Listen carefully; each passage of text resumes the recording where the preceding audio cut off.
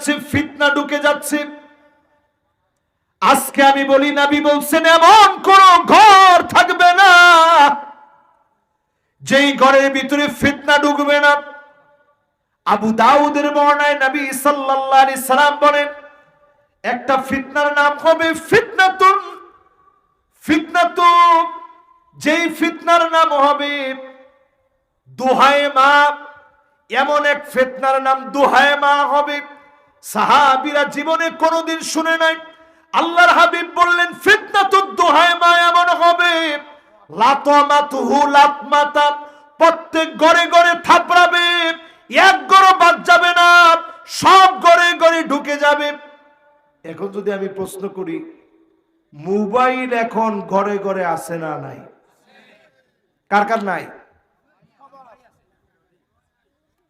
মাশাআল্লাহ, একজন হাত তুলছে। সুবহানাল্লাহ, আমি ওর চেহারাটা একটু দেখতেছি।